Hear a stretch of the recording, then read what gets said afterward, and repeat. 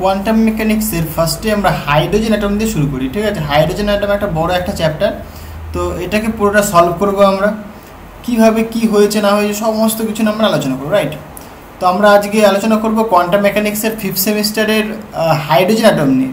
হ্যাঁ, বর্ধমান ইউনিভার্সিটির এক্সাম তো হয়ে গেছে 4th সেমিস্টারের, তো 5th সেমিস্টারের জন্য তোমাদের প্রিপারেশন নিতে হবে। তো চলো স্টার্ট করা যাক, right. So hydrogen atom, right. Actually দেখো, বোর থিওরি অনুসারে, বোর থিওরি যেটা দেওয়া হয়েছিল সেটা বেসিক্যালি ওল্ড কোয়ান্টাম মেকানিক্স, আর এখন নিউ কোয়ান্টাম মেকানিক্স কি, স্ক্রোডিঞ্জার ওয়েভ ইকুয়েশন ডেভেলপ হয়ে গেছে, আনসার্টেনটি প্রিন্সিপাল চলে এসছে, তাহলে এই জিনিসগুলো নিয়ে আমরা পাচ্ছি নিউ কোয়ান্টাম মেকানিক্স, ক্লিয়ার। তাহলে পরে ওল্ড কোয়ান্টাম থিওরিতে ছিল বেসিক্যালি কেমন, জাস্ট নর্মাল আমরা যেটা মানে বলেছিলাম যে মানে বোর্ড যেটা ক্যালকুলেশন করেছিল, যে পসিবিলিটিগুলো দিয়েছিল, সেখান থেকে আমরা দেখেছিলাম যে একটা নিউক্লিয়াস অ্যাটমিক যে মডেল ছিল, এটা ধর নিউক্লিয়াস, এটা যদি হয়, ওকে, তার চারিদিকে কি ইলেকট্রনগুলো রিভলভ করছে, রাইট। এখানটায় ইলেকট্রন রয়েছে, হলো এরকম।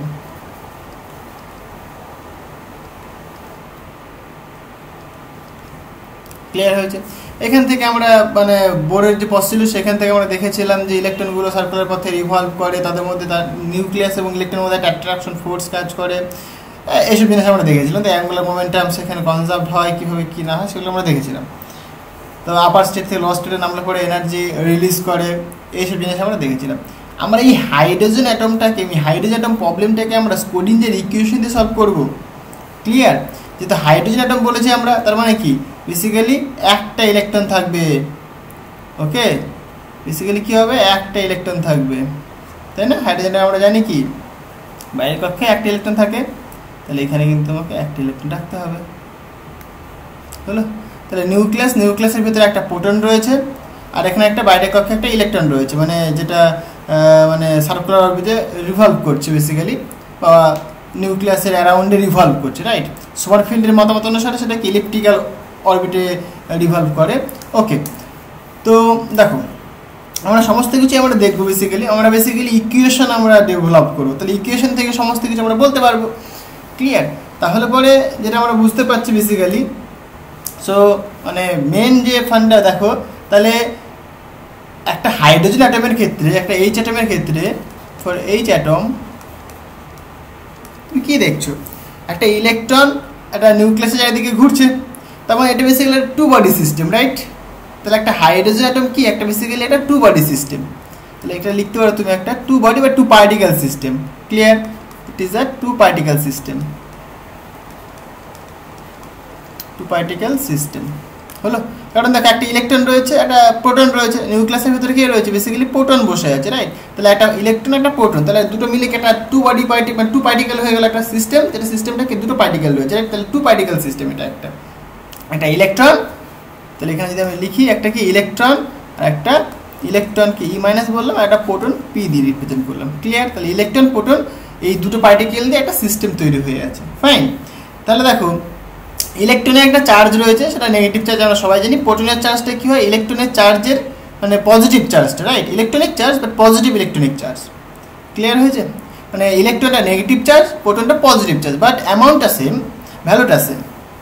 আচ্ছা, তাহলে পরে দেখো, এই ইলেকট্রন এবং যে এখানে যে প্রোটন রয়েছে, এখানে যে প্রোটন বসে আছে, এখানে একটা প্রোটন বসে আছে, ওকে। তাহলে এই যে ইলেকট্রন আর প্রোটন, এদের মধ্যে কি একটা অ্যাট্রাকশন ফোর্স কাজ করছে, সেটা কি ইলেকট্রোস্ট্যাটিক পোটেনশিয়াল বা ইলেকট্রোস্ট্যাটিক অ্যাট্রাকশন ফোর্স, রাইট। তাহলে ইলেকট্রোস্ট্যাটিক যেহেতু অ্যাট্রাকশন ফোর্স কাজ করছে, তাহলে কি তাদের মধ্যে একটা পোটেনশিয়াল এনার্জি ডেভেলপ হবে, ক্লিয়ার হয়েছে ব্যাপারটা।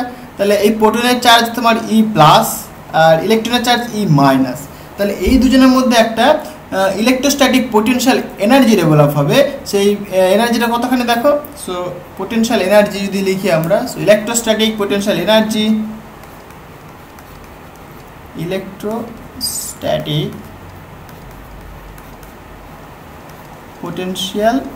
রাইট। সেটাকে সাপোজ আমি ভি দিয়ে রিপ্রেজেন্ট করছি, সো ভি ইকুয়াল, তুমি বলো কি হবে, আমি বিধি যদি বলি পোটেনশিয়াল এনার্জি, তাহলে বেসিক্যালি লিখবে তুমি চার্জ ইন্টু পোটেনশিয়াল হয়, তাই তো? তাহলে দেখো এই দুজনের চার্জ মাল্টিপ্লাই করে দাও, মানে ইলেকট্রনের চার্জ যদি বলি আমরা তাহলে মাইনাসই হবে, আর প্রোটনের চার্জ যদি বলি আমরা তাহলে প্লাসই হবে, তাহলে প্লাস ই ইন্টু মাইনাসই, রাইট? তাহলে প্রোটনের চার্জ ইন্টু ইলেকট্রনের চার্জ ডিভাইডেড বাই বলো কি হবে 4πε0। এদের মধ্যে যে ডিস্টেন্স সেটা সাপোজ কনসিডার করে নিচ্ছি, এই ডিস্টেন্সটা কতখানি, রেডিয়াসটা বললাম আমি আর আর ডিস্টেন্সে রয়েছে, মানে প্রোটন থেকে ইলেকট্রনটা আর ডিস্টেন্সে রয়েছে, then we can write 4πε0 into r. তাহলে এইটা কি পোটেনশিয়াল এনার্জি, রাইট? জিনিসটা কি বুঝতে পারছো? দেখো একদম ভেঙে ভেঙে বোঝার চেষ্টা করো, হ্যাঁ? তাহলে দেখো এখানে ε0 আমরা লিখেছি কেন, কারণ এই ভেতরটায় দেখো অ্যাটমের ভেতরটা ফাঁকা স্থান রয়েছে, মানে এই যে নিউক্লিয়াস, এই তারপরে কি ফাঁকা, তারপরে ইলেকট্রন রয়েছে, তাহলে কি ভেতরটা কিন্তু ফাঁকা রয়েছে, ফাঁকা থাকার জন্য কিন্তু আমরা ε0 লিখেছি আমরা।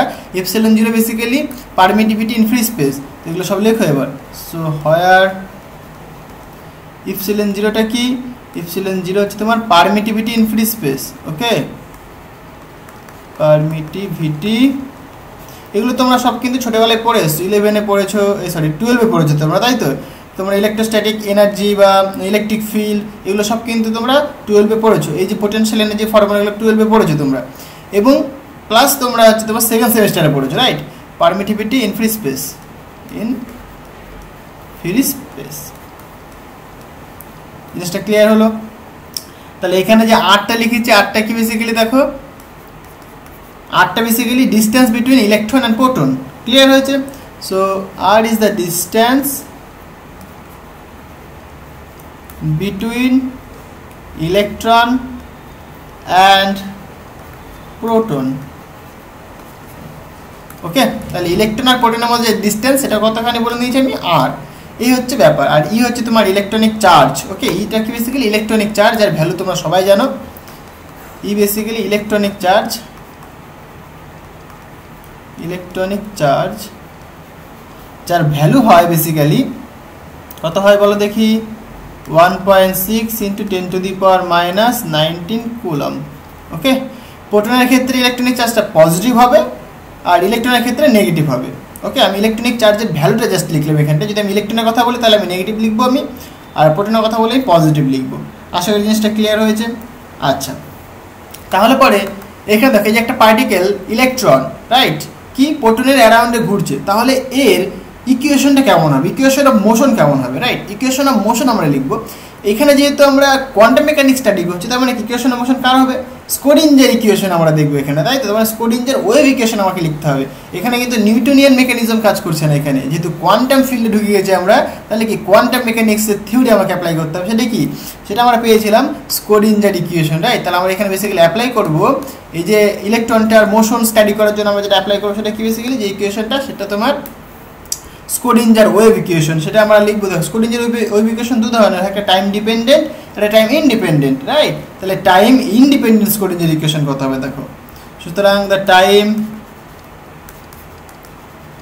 ইন্ডিপেন্ডেন্ট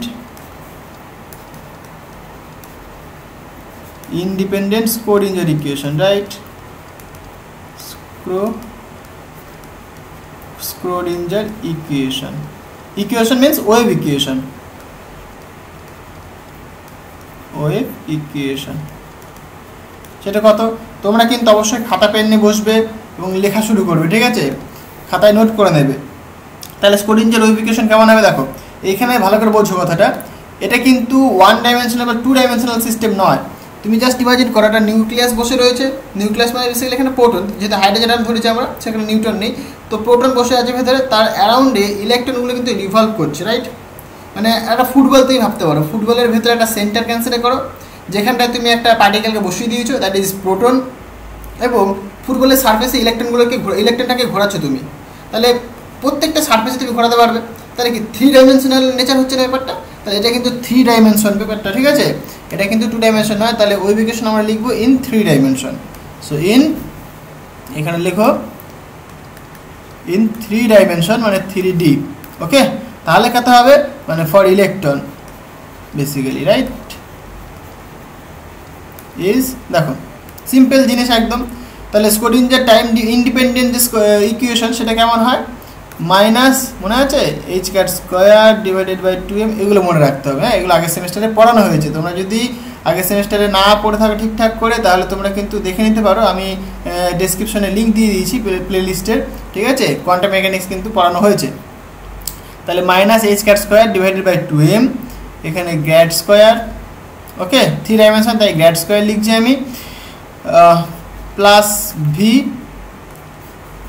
ইন্টু সাই, ওকে, বা এখানে তুমি সাই লিখতে পারতো, কোনো অসুবিধা নেই।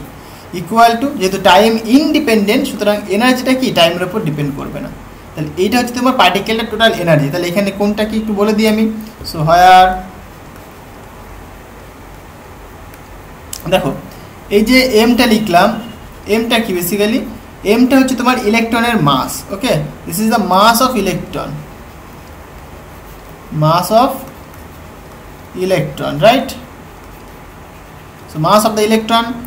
আচ্ছা, এখানে দেখো এখানে তোমার যে এই ভি লিখেছি, ভিটা কি বেসিক্যালি বলো, ভিটা কি পোটেনশিয়াল এনার্জি, রাইট। এটা তোমার পোটেনশিয়াল এনার্জি। আশা করি জিনিসটা বোঝাতে পারছি। আর এখানে দেখো ই লিখেছি, ইটা হচ্ছে তোমার total energy of the particle, মানে বেসিক্যালি ইলেকট্রন, রাইট। সো ই হচ্ছে তোমার টোটাল এনার্জি, রাইট, ই হচ্ছে তোমার টোটাল এনার্জি হলো।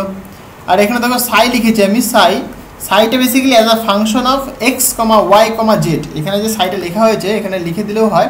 আচ্ছা, এখানে লিখে দিচ্ছি আমি, সাইটা basically psi as a function of x comma y comma z, 3 dimension, x y z Cartesian কোঅর্ডিনেটে। তাহলে এইটা বেসিক্যালি তোমার ওয়েভ ফাংশন, রাইট, এটা তোমার wave function for the electron. So this is wave function for the electron, হলো। তাহলে ইলেকট্রনের জন্য ওয়েভ ফাংশনটা কত, এটা সাই। তাহলে এটা আমরা লিখেছি Kardashian কোঅর্ডিনেটে, right.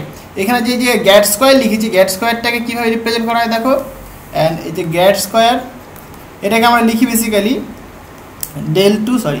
del 2 del x square plus del 2 del y square plus del 2 del z square.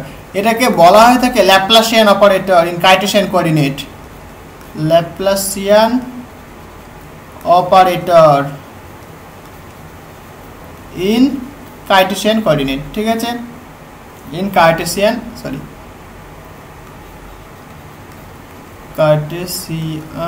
Coordinate, ওকে।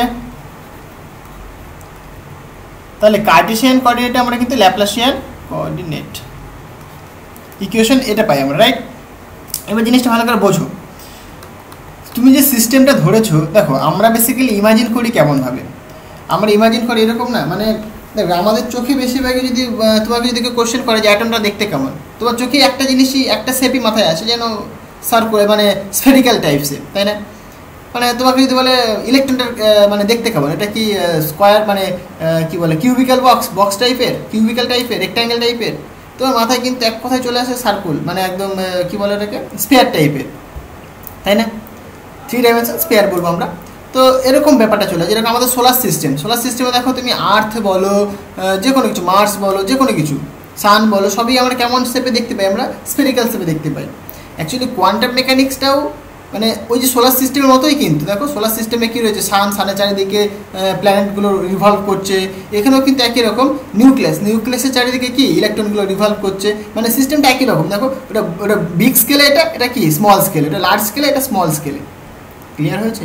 কিন্তু তাহলে আমাদের মাথায় কিন্তু একটাই মানে শেপ আছে, সেটা কেমন শেপ, স্ফেরিক্যাল শেপ আছে, তাই নয় কি। তার জন্য আমরা কি করব, দেখো আমি এখনই যে কোশ্চেনটাই বললাম, এখানটা একটা বললাম না আমি, যে একটা ফুটবল হিসেবে তুমি কল্পনা করো, তাহলে কি একটা স্ফেরিক্যাল টাইপ শেপ না। তার জন্য আমরা এইখানে যে কার্টেশিয়ান কোঅর্ডিনেট, এটাকে আমরা কি স্ফেরিক্যাল পোলার কোঅর্ডিনেটে ট্রান্সফার করে নেব আমরা, ঠিক আছে। তাহলে এখানে আমরা কার্টেশিয়ান কোঅর্ডিনেটটাকে স্ফেরিক্যাল পোলার কোঅর্ডিনেটে ট্রান্সফার করে নেব। আচ্ছা, এটাকে আমি 1 নম্বর ইকুয়েশন দিই, ওকে। তো আমরা কি লিখতে পারি দেখো, যদি স্ফেরিক্যাল পোলার কোঅর্ডিনেটে লিখি আমরা, আচ্ছা তাহলে স্ফেরিক্যাল পোলার কোঅর্ডিনেট তোমরা মোটামুটি সবাই জানো। তাহলে স্ফেরিক্যাল পোলার কোঅর্ডিনেটে যে ল্যাপ্লাসিয়ান অপারেটর কেমন হয় সেটা তোমাকে জানতে হবে এবং মনে রাখতে হবে। অ্যাকচুয়ালি স্ফেরিক্যাল পোলার কোঅর্ডিনেটে জাস্ট আমি একটুখানি বলে দিই যে এক্স এর ভ্যালু যেটা হয় মানে উই হ্যাভ টু কনভার্ট, আমি এখানে লিখি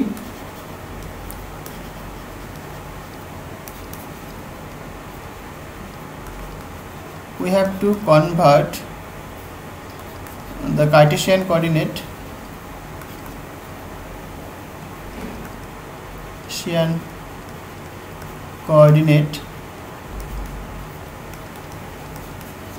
into a spherical polar coordinate, right? Spherical polar coordinate কেন করলাম সেটা কি বুঝতে পারছো? কারণ আমরা ইমাজিন করছি সব কিছুই কিন্তু একদম স্ফেরিক্যাল শেপের, তার জন্য কি কার্টেশিয়ান কোঅর্ডিনেট থেকে আমরা স্ফেরিক্যাল পোলার কোঅর্ডিনেটে আমরা চলে আসবো, রাইট? তাহলে স্ফেরিক্যাল পোলার কোঅর্ডিনেট যেটা হয় বেসিক্যালি তুমি যদি এক্স লেখো, এক্সটা এরকম দেখতে হয়, আর হচ্ছে তোমার রেডিয়াসটা কোনো একটা পয়েন্টের রেডিয়াস, আর সাইন থিটা, দেখো এটা দরকার নেই, জাস্ট আমি একটুখানি বলে দিচ্ছি আমি, ওয়াই ইকুয়াল টু তোমার হয় r sine theta, sorry cos নয়, এটা সাইন ফাই হবে, এটা সাইন ফাই, আর জেড ইকুয়াল টু যেটা হয় basically r of cos theta, এরকম ব্যাপার চলে আসে। ক্লিয়ার?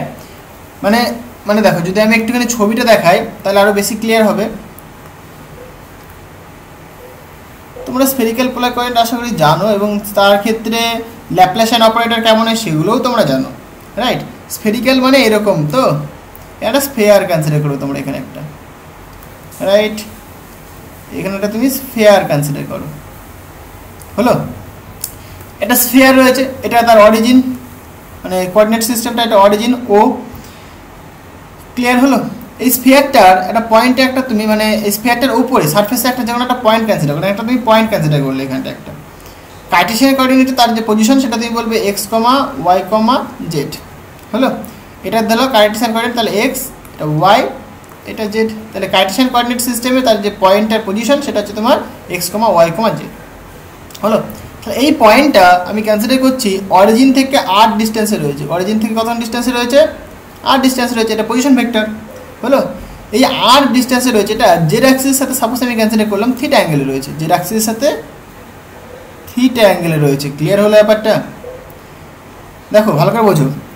তাহলে এই পয়েন্টটা থেকে আমি পুরো স্ফেরিক্যাল শেপটাকে পেতে চাই, আমি এই পয়েন্টটা থেকে আমি পুরো স্ফেরিক্যাল শেপটাকে পেতে চাই, তাহলে আমি ধরলাম জেড অ্যাক্সিসের সাথে থিটা অ্যাঙ্গেলে রয়েছে, তাহলে ধরো যদি থিটা যদি 0 হয় তাহলে এখান থেকে স্টার্ট হবে, তাহলে এখান থেকে আমি এইখানে আসতে পারবো, আমি 0 থেকে কি পাই পর্যন্ত আসতে পারবো, তাহলে আমি এই দিকে আসলাম পুরোটা, তাহলে থিটা পেয়ে গেলাম আমরা। তাহলে আমি তো একটা দিক পাচ্ছি, আমি মানে শুধুমাত্র এই সারফেসটুকুনি পেলাম আমি, তাই না?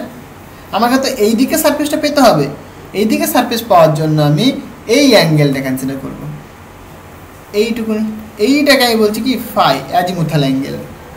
এটা কি বলছি আমরা? ফাই, ফাই মানে বেসিক্যালি অ্যাজিমুথাল অ্যাঙ্গেল। ক্লিয়ার হয়েছে? আচ্ছা, তাহলে এটা হচ্ছে তোমার পোলার অ্যাঙ্গেল, এটা অ্যাজিমুথাল অ্যাঙ্গেল। এটা কি দেখো অ্যাজিমুথ মানে পুরোটা কভার করছে বেসিক্যালি 0 থেকে 2 পাই। দেখো এই যে কোনো পয়েন্ট কনসিডার করো তুমি, তাহলে তুমি বুঝতে পারবে, হ্যাঁ? মানে ধরো এইটাকে জাস্ট ইমাজিন করো এইভাবে, তুমি দেখো ভালো করে বোঝো, এই পয়েন্টটাকে তুমি এর ওপর প্রজেক্ট করো, এখানে প্রজেকশন হবে তার, তাই তো? তাহলে পরে এখানে যদি প্রজেকশন করো তুমি, তাহলে তুমি এখান থেকে তুমি পাবে দেখো এইটা। ক্লিয়ার হয়েছে? মানে বেসিক্যালি এই পয়েন্টে তুমি আসতে গেলে তোমাকে এইখানে আসতে হবে, এখান থেকে এখানে আসতে হবে, এখান থেকে এখানে আসতে হবে। মানে অ্যাকচুয়ালি দেখো আমি যদি এই পয়েন্টে আসতে চাই, যদি কার্টেসিয়ান কোঅর্ডিনেট, তাহলে কি দেখবো আমি?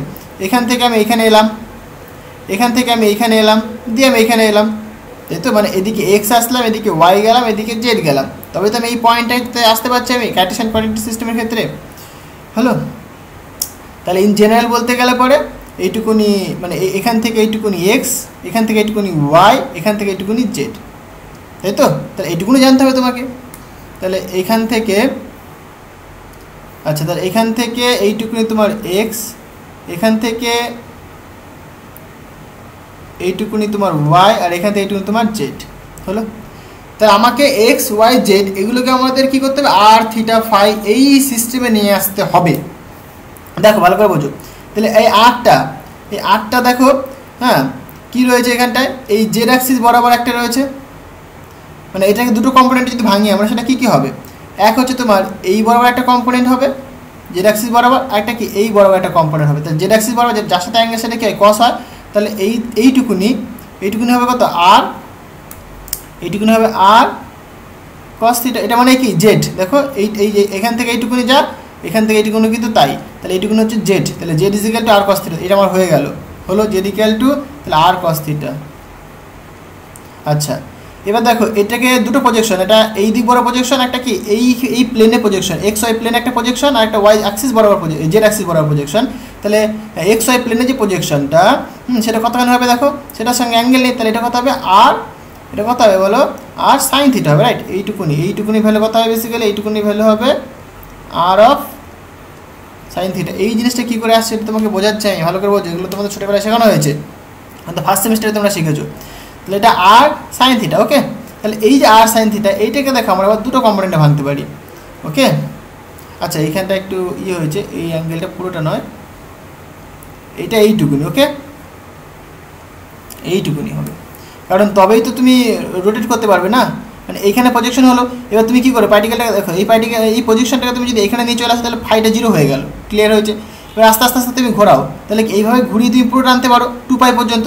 তাহলে দেখো ফাইটা 0 থেকে 2π ঘুরতে পারছে, আর থিটাটা তোমার 0 থেকে π পর্যন্ত ঘুরছে, তার মানে কি পুরোটা কভার হয়ে যাচ্ছে এই দুটো দিয়ে, মানে থিটা ফাই দিয়ে তুমি পুরোটা কভার করতে পারছো, ক্লিয়ার হলো ব্যাপারটা।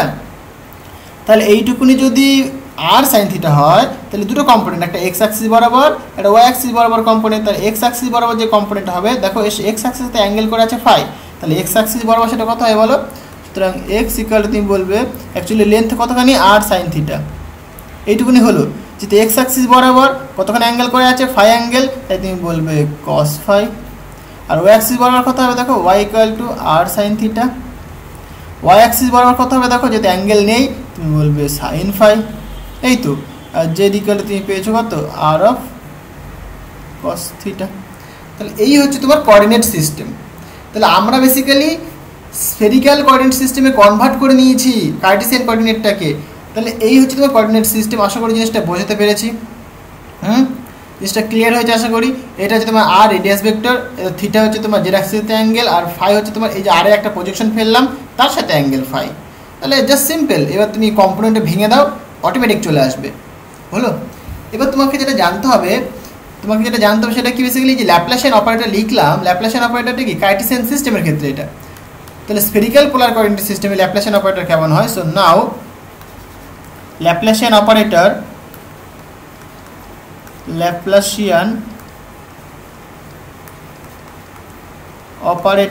in spherical polar coordinate system, spherical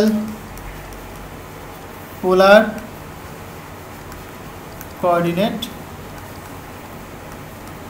system, clear। এইটা তোমাকে মনে রাখতে হবে, হ্যাঁ।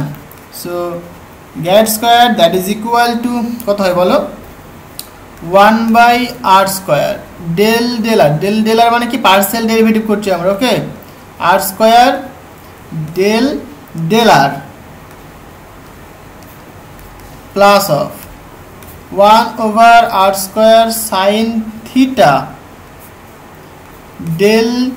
Del theta, okay, into sine theta del theta হলো প্লাস অফ, আচ্ছা এটাকে নিচে লিখি, প্লাস অফ 1/r², এবার কি হবে সাইন স্কোয়ার থিটা হবে, ওকে।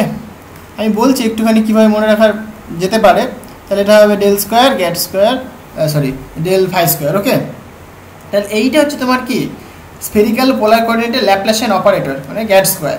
দেখো এখানে এইভাবে মনে রাখো তুমি, সো 1/r², মানে এটা r² হবে প্রথমে, তারপর r² সাইন থিটা হবে, তারপরে কি r² সাইন স্কোয়ার থিটা হবে। তাহলে একটা সাইন ইন্টু মানে মাল্টিপ্লাই হচ্ছে, তারপরে কি আবার একটা সাইন মাল্টিপ্লাই হচ্ছে, যেখানে সাইন থাকছে না সেটা শুধুমাত্র আর। তাহলে এখানে যেহেতু r² রয়েছে ভেতরে একটা r² ঢুকিয়ে দাও তুমি, মানে 1/r² ডেল আর r² ডেল আর প্লাস, দেখো এখানে একটা সাইন মাল্টিপ্লাই হয়েছে, তাহলে মানে কি থিটার ব্যাপার চলে আসছে এখানটায়। তাহলে ডেল থিটা, এখানে সাইন থিটা, তাহলে এই সাইন থিটাটাকে ভেতরে মাল্টিপ্লাই করে দাও ডেল থিটা।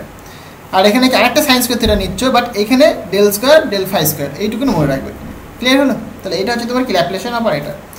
তাহলে তুমি দেখো এটা পেয়ে গেছো, তাহলে এটাকে তুমি এখানে অ্যাপ্লাই করে দাও।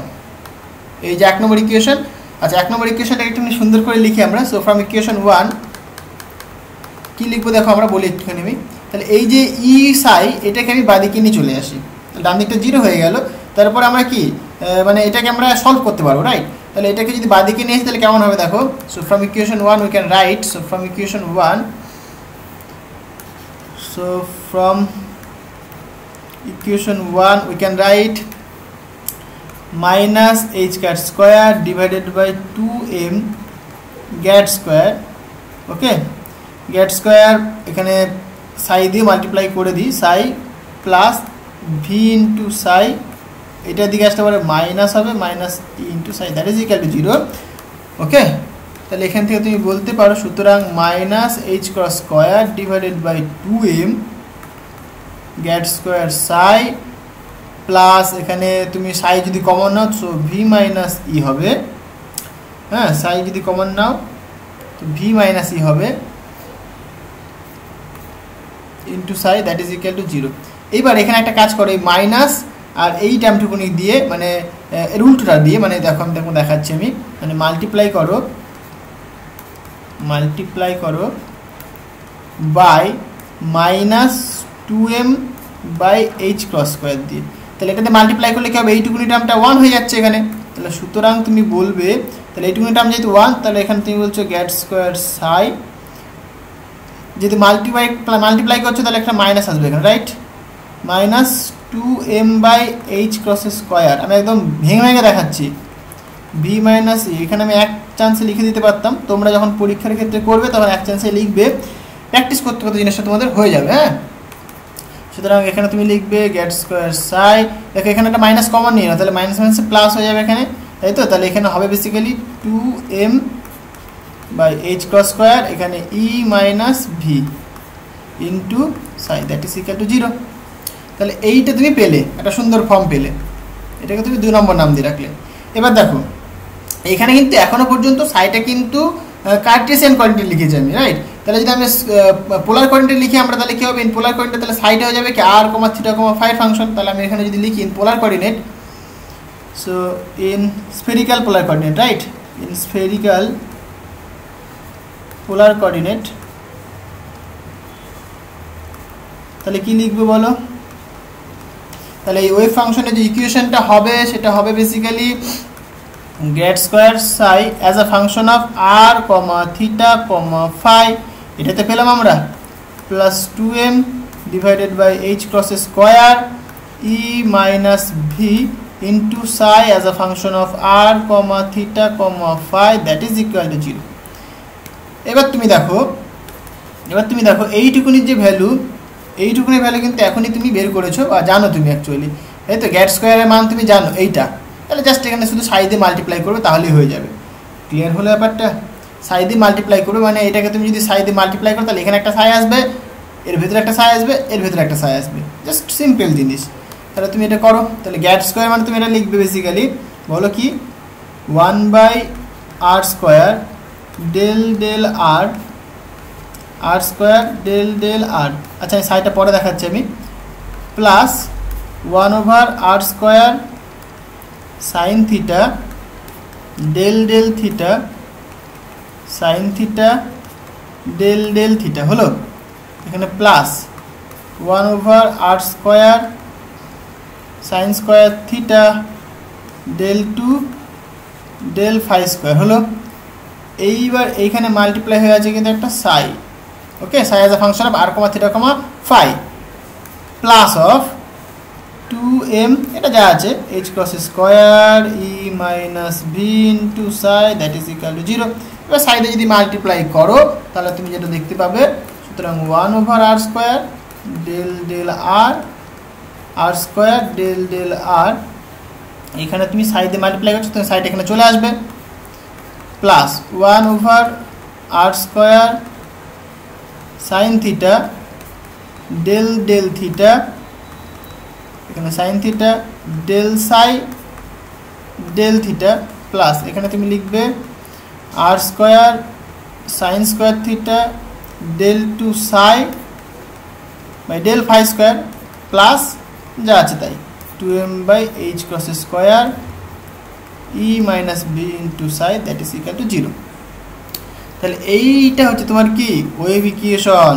ওকে, একটা হাইড্রোজেন অ্যাটমের কি এটা ওয়েভ ইকুয়েশন, এটা যে হাইড্রোজেন অ্যাটমের যে ইলেকট্রন, সেই ইলেকট্রনটার যে wave equation in spherical polar coordinate, সেটা হচ্ছে তোমার এইটা পাই আমরা। ওকে, সো এইটাকে তোমার সলভ করতে হবে। So this is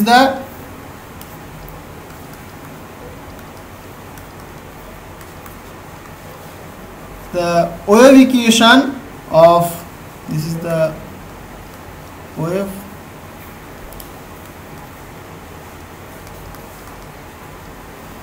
equation of electron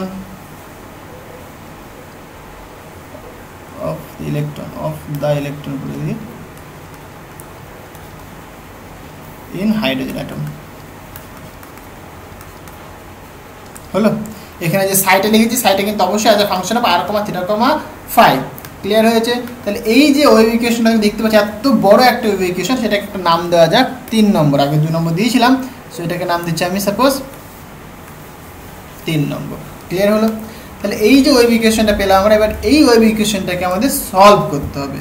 ওকে, এই সলভটা করতে হবে সেপারেশন অফ ভ্যারিয়েবল মেথড দিয়ে। আশা করি তোমরা সেপারেশন অফ ভ্যারিয়েবল মেথড জানো, না জানলে তোমরা একটু পড়ে নাও, কারণ তোমাদের আই থিঙ্ক 3rd সেমিস্টারে ছিল সেপারেশন অফ ভ্যারিয়েবল মেথড। হ্যাঁ, সেটা একটুখানি তোমরা দেখে নাও কী করে করে। তো আজকে এই পর্যন্ত থাক, কালকে নেক্সট দিন আমরা বেসিক্যালি এটাকে সলভ করবো সেপারেশন অফ ভ্যারিয়েবল মেথড দিয়ে। ওকে, এইটাও কিন্তু খুব ইম্পর্টেন্ট প্রশ্ন, যেটা আজকে করলাম এটাও কিন্তু পরীক্ষায় দেয়, মানে ডিরেক্ট কিন্তু জিজ্ঞাসা করে যে হাইড্রোজেন অ্যাটমের ওয়েভ ইকুয়েশনটা তুমি লিখো ইন স্ফেরিক্যাল পোলার কোঅর্ডিনেট। হ্যাঁ, 2 নম্বরে কিন্তু দিয়ে দেয়, তখন তোমাকে এটা কিন্তু করতে হবে পুরোটা যা লিখেছি এইখান থেকে পুরোটা তোমাকে 2 নম্বরের জন্য করতে হবে। আশা করি জিনিসটা বোঝাতে পারলাম। তো নেক্সট দিন আমরা সেপারেশন অফ ভ্যারিয়েবল মেথড দিয়ে এই যে ওয়েভ ইকুয়েশনটা তার সলভ করবো, তার সলিউশন আমরা দেখবো। ক্লিয়ার? তো আজকে এই পর্যন্ত থাক, দেখা হবে নেক্সট ভিডিওতে। So thank you.